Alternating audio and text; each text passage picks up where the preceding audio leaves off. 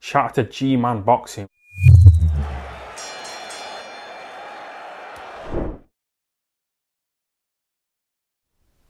Alright, people. Luis Alberto Lopez defeats Josh Warrington on a 12 round majority decision. Now, first of all, this was a great fight. Very, very fun fight from start to finish. There was no feeling out. Straight away, both guys came out throwing punches. It was very entertaining up until the last round. Now, there's so much to digest about this fight because so many things happened in it. Apart from knockdowns, there were no knockdowns. But where do I even begin? Right. Luis Alberto Lopez wins 12 round majority decision. Personally, I felt he won the fight. Now, I was worried that we would see, if it was, say, split, that we'd see a 116, 112 Warrington or a 117, 111 Warrington. I've seen a lot of people on Twitter were already kind of getting ready and saying robbery incoming. This was a close fight. I think that Warrington came on much stronger in the last couple of rounds. There's reasons for that. I'll talk about this fight from the start. So, Luis Alberto Lopez comes out swinging, has no real reverse gear, throws some very wild, very looping, very just really arcs a lot in the shots, really swings in with his chin in the air. And Josh Warrington in the first round landed a very, very solid jab on Lopez very early on. And I was looking at that thinking, okay, Warrington's going to be jabbing in this fight because already he was able to walk him onto jabs, but he just neglected it.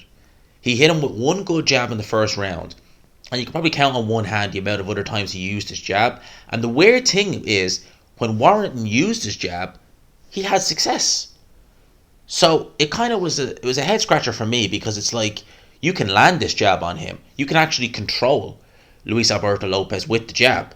And then you can set up your own work from that. Why the hell aren't you using that? It's going to make this fight way easier. As it was, Josh Warrington couldn't really get to Luis Alberto Lopez. He couldn't really pin him down. Lopez was very good getting out of. He was very good at rolling with the shots. He was very good at avoiding a lot of Josh Warrington's shots. When Josh Warrington was looking to get him into positions up against the ropes, he was good at actually getting out of dodge, moving Josh Warrington around. And when someone is swinging as wildly, he isn't swinging wildly, but it's wild enough. When someone is like that, it's very difficult because Josh Warrington obviously knows, kind of just from sparring and stuff like that, you took up, the shots are going to come from here. When you're fighting someone like Lopez, it's kind of like, where the hell are these shots coming from? Because he's swinging and throwing them from all different types of angles. So I felt that he was really giving Josh Warrington fits early on. And you could make an argument, certainly, that the first 5 rounds, you might struggle to give Josh Warrington any of those rounds. Now, Josh Warrington, he really should thank his lucky stars he wasn't in a bit more trouble in this fight with regards to the referee. Because I thought Bob Williams didn't do a particularly good job. Josh Warrington, the head came into it again, and some people would say Josh Warrington can be a bit careless with his head. Andre Ward was very much like that. Andre Ward could be very reckless with his head. He did like to operate on the inside, so the head would come in, and he could be a bit reckless with it. But I just think now at this stage it's becoming a bit too frequent. That's 3 fights now in a row where we've had big clashes of heads multiple times in this fight. And you could say, oh, he's reckless. Well, Warrington's always fought like that. He's always tried to dip in. He's always bored in with shots. But the head clash has never really been a thing until now. So until the second Lara fight, Kiko Martinez, he's never been having these massive head clashes. I'm sure the heads would have come together in other fights at certain points, yeah. But it's never been this frequent. And it wasn't just that. I think it was the 11th round. It was the 9th round where Josh Warrington, he blatantly, and it was so blatant, he landed a shot right on the back of Lopez. And Lopez was obviously hurt by that, so he needed a little bit of time. And no sooner did the referee bring them both together and let them fight again, Josh Warrington went to his back again. When he was on the inside, he was really, really trying to rough him up on the inside.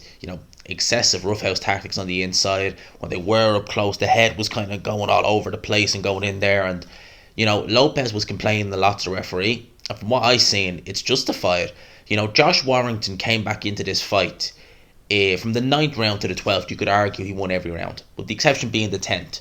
But you could argue that he won every round. And largely, he won those rounds because he was just fighting a very, very dirty fight. You know, it was a real case of, I cannot beat this guy just doing what I'm doing. Well, if he'd actually tried boxing behind the jab, he might have had a lot more success. But he was kind of just like, well, I can't beat this guy doing what I've been doing, so let's bring the roughhouse tactics up by, times two. And the thing I found so frustrating was that Alberto Lopez, if he ever made a little mistake in there, Bob Williams was on his case like that. Literally, he was giving him warnings, he was talking to him, he was warning him about shots that he deemed that were a little bit too low, and I was like, Warrington doing worse? And no, we won't mention that, That's kind of what it was like. Now, Warrington, to his credit, he did buzz noticeably. He did buzz Lopez in the 11th round, landed a good left hook. Again, came in with there was a complaint to the headbutt. Now, the left hook that buzzed him, and I think the left hook did buzz him, was before the heads came together. Might not have helped, but he was definitely buzzed by a left hook in the 11th round. Warrington looked to go in there and try and capitalise. Couldn't really drop him and couldn't do anything in the 11th round, but it was a big round for Warrington. You'd wonder if he'd really been able to find his range earlier, how much success he could have had. But saying that, at that stage, Lopez was a lot more tired. He'd actually, I think it was that round, no, it was the night round, I think, where he actually took that shot to the back.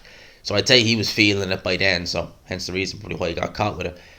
But yeah, I felt that Luis Alberto Lopez did enough to win. He hurt Warrington several times. I think it was the 6th round. He really stung a body shot in there, and it certainly looked painful. I think Warrington said to his corner that, yeah, it did hurt. So, Lopez, he's very fun to watch. He's very entertaining. Great body puncher. Definitely has very heavy hands. You could see that straight away. He's gonna be an interesting addition to the featherweight division, and I think that Lee Wood is potentially going to be facing Mauricio Lara sometime in January or February, which is a fight that, again, I'm happy to see. I'd like to see that fight. If Lara happens to beat Lee Wood, boy, that is going to be a right old shoot. That's going to be a fun fight. If they do a unification between Lara and Lopez, that would be an absolute shootout. Really would. But in terms of this fight, Josh Warrington takes another L. And do you know something? I wouldn't be shocked if we're nearing the end of Josh Warrington, because this fight right here was a very, very taxing fight. This fight right here will age Josh Warrington more so than, well, much more so than the Kiko fight, more so than the first or the second Lara fight. Maybe not the first Lara fight, but the second one definitely. It's a very that would have aged Josh Warrington. It's a very tough fight. Very hard, very physical fight, and I think that would, if Josh Warrington had still some left in the tank, I think this might have drained it. And to be honest with you, I was looking at that arena. England losing the World Cup semi-quarterfinals today, and Josh Warrington loses. I would not want to be in that arena. I would be, if I was at A or someone like that, I would be getting out of that arena ASAP. Because there is going to be some peeved off fans in there. I'd be getting out of there pretty. If I was Luis Alberto Lopez, I'd be getting out of there pretty quick as well, because God knows what might happen. So that's my thoughts on this. Let me know yours in the comments. How did you have it? Certainly, robbery, no. No. Even if Warrington had got it, I wouldn't have considered it a robbery. I would have considered it a tainted win, because he had to foul his way almost to win, but wouldn't have considered it a robbery. My opinion, the right guy, deserved winner, Luis Alberto Lopez. And it's a mandatory, so there should be no rematch. Let me know your thoughts in the comments below. Smash the like button if you could. Hit subscribe, people, if you haven't already. For now, lads and lassies, I'll talk to you. Hopefully we'll go live tomorrow. We'll have a chat. We'll do what we always do on a Sunday. I'll talk to you for now. Peace.